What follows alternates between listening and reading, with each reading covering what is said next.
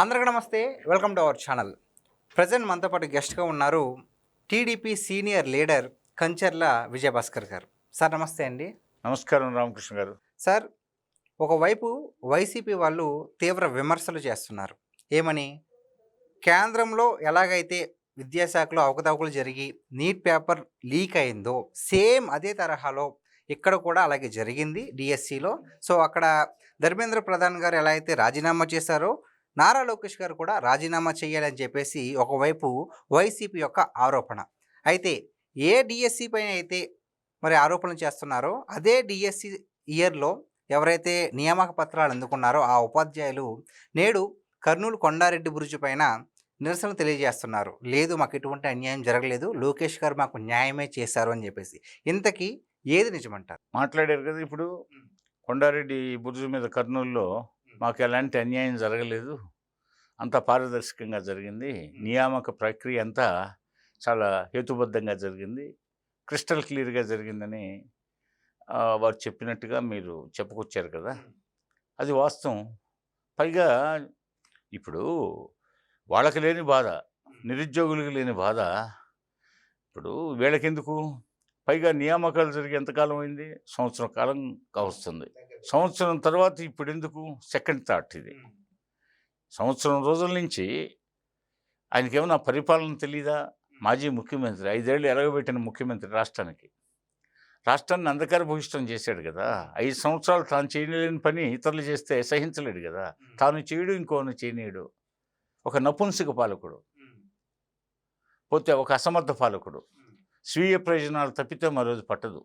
ఈ రాష్ట్రాన్ని ఉద్ధరిస్తా అని చెప్పి ఒక్కసారి అధికారంలోకి వచ్చి పోతే రాష్ట్ర ప్రజలకు నిలువున ముంచి పోతే రాష్ట్రంలో ఉన్నటువంటి అన్ని ప్రభుత్వ శాఖల్లో ఉన్నటువంటి అవకాశాలను అందిపుచ్చుకోవడానికి ఎలా దోచుకోవాలని చెప్పి రకరకాల టీమ్స్ని పెట్టి వాళ్ళ చేత దొంగతనాలు చేయించి పోతే రాష్ట్ర ఖజానాన్ని కొల్లగొట్టిందే కాకుండా పోతే మరలా వనరులు, ప్రకృతికి సంబంధించిన వనరులు వాటన్నిటిని కొల్లగొట్టి అనేక కేసులు చుట్టుముడుతున్న పరిస్థితుల్లో, ముసురుకుంటున్న పరిస్థితుల్లో, అదేవిధంగా కేంద్రంలో గతంలో సోనియా గాంధీ, మన్మోహన్ సింగ్ హయాంలో ఉన్నటువంటి సిబిఐ 11 కేసులు, ఢిల్లీలో 7 ఈడీ కేసులు, ఇవన్నీ ఉక్కిరి బిక్కిరి చేస్తున్న నేపథ్యంలో పోతే అతను పరిపాలన చేతగాక తన సమయాన్నంతా తను ఆ ధనార్జన కోసం తన సమయాన్నంతా క్రిమినల్స్ని గ్యాంగ్గా ముఠాలని చేర్చుకోవడం, రిక్రూట్మెంట్, క్రిమినల్స్ ముఠాలని రిక్రూట్ చేసుకునే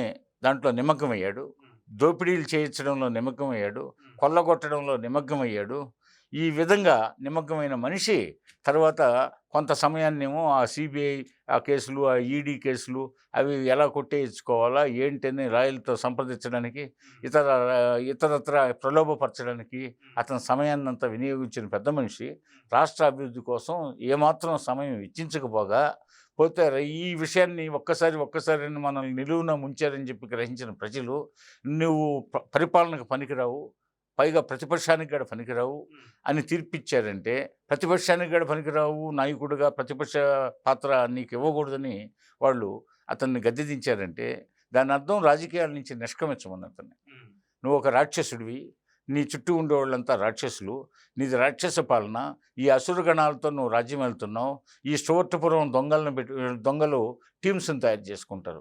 అలాంటి టీమ్స్ని తయారు చేసుకుని దొంగతనాలు చేయడానికి నీ దగ్గర ఉండేదంతా రౌడీ బ్యాచీలు, బ్లేడు బ్యాచీలు, గంజాయి బ్యాచీలు, డ్రగ్స్ బ్యాచీలు, స్మగ్లర్స్ని ప్రోత్సహించావు, యాంటీ సోషల్ ఎలిమెంట్స్ని ప్రోత్సహించావు, రౌడీలకు పట్టం కట్టావు, పోతే అవినీతి పరులకు పట్టం కట్టావు. వీళ్ళందరూ నువ్వు సింహభాగం పంచుకొని చిలాపాపం తలాపిడిగడన్న రీతిలో వ్యవహరించావు కాబట్టి రాజకీయాల నుంచి నిష్క్రమించని ప్రతిపక్ష స్థానానికి కూడా నువ్వు అర్హుడు కాదని చెప్పి ఇచ్చిన తీర్పు అతని గుణపాఠం కాకపోగా, జ్ఞానోదయం కాకపోగా, అతనిలో పరివర్తన రాకపోగా అవాకులు చవాకులు పేలి పోతే ఏదో ఒక విధంగా రాష్ట్రాన్ని అయోమయానికి గురి చేసి ప్రజల్ని, అదేవిధంగా శాంతి భద్రతలు లోపించేటట్టు చేసేసి పోతే ఎక్కడైతే రైజింగ్ స్టార్గా కూటమిలో ఉన్నాడో ఆ లోకేష్ బాబుని టార్గెట్ చేసి ఏదో ఒక విధంగా నిందల పాలు చేయాలని చెప్పేసి పన్నుతున్న కుట్ర కాకపోతే సంవత్సరం నాడు నియామకాలు జరిగి 16,000 మంది ఉద్యోగస్తులు పిల్లా పాపలతో హాయిగా జీవిస్తూ ఉంటే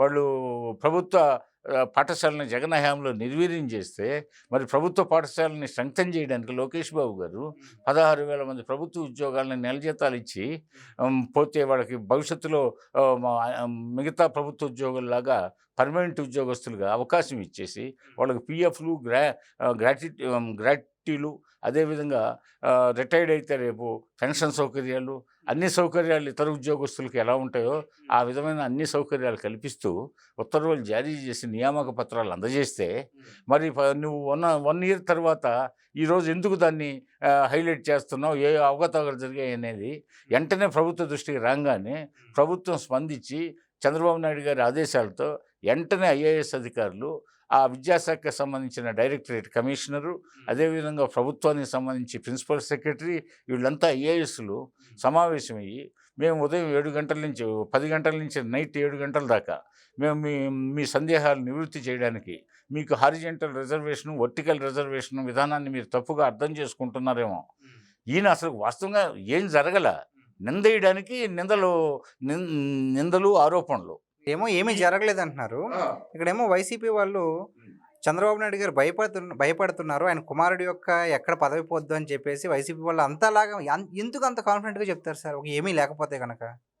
అసలే ఇప్పుడు దాకా నేను చెప్పింది రామాయణం అంతా విని సీత రాముడికి ఏం కావాలన్నట్టు అసలు ఏ లోపాలు జరగలేదని సాక్షాత్తు ఐఏఎస్ అధికారులు, ఉన్నత విద్యాశాఖ అధికారులు, ప్రభుత్వ విద్యాశాఖ ప్రిన్సిపల్ కార్యదర్శి, ప్రభుత్వ విద్యాశాఖ కమిషనర్లు, డైరెక్టర్లు, పోతే ఆ విద్యాశాఖకు సంబంధించిన ఇతర అధికారులు అంతా సమావేశం నిర్వహించి వారం 10 రోజుల పాటు ఆ సెక్రటేరియట్లో ఇతర వాళ్ళ కార్యాలయాల్లో కూర్చొని ఎదురు చూశారు.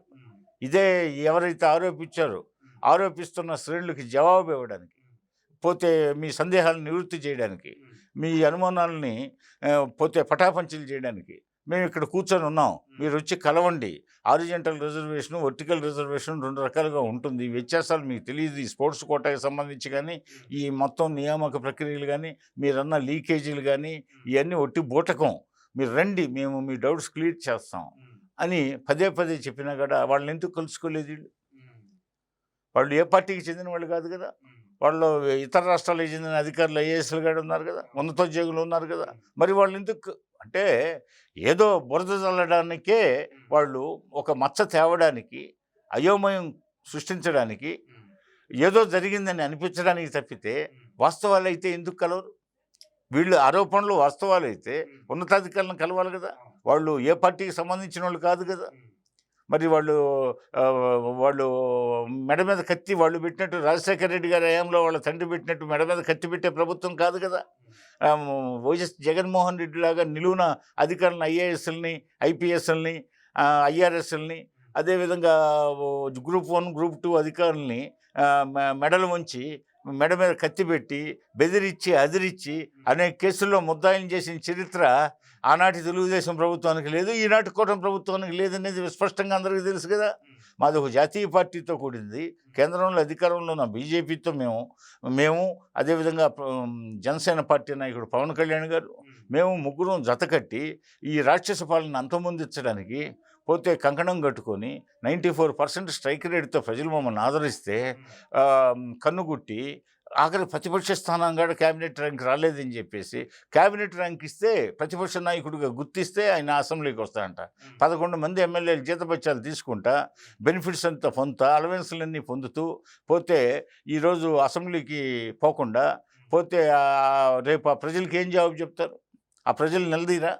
మరి సిగ్గు ఎగ్గు లేకుండా వాళ్ళు బయట ప్రెస్ స్టేట్మెంట్లు ఇస్తూ పోతే బయట ఎవరైనా చచ్చిపోతే శవయాత్రల పేరుతో లేకపోతే పరామర్శల పేరుతో పోయేసి పోయిన చోటల్లా దారుణాలు దౌర్జన్యాలు ఆ ముఠాలు పాల్పడతా అదేవిధంగా వాళ్ళ రథచక్రాల కింద వాళ్ళ అనుచరుల వాహనాలు ఢీకొని ఎంతోమంది మరణిస్తున్న సందర్భాలు లేవా?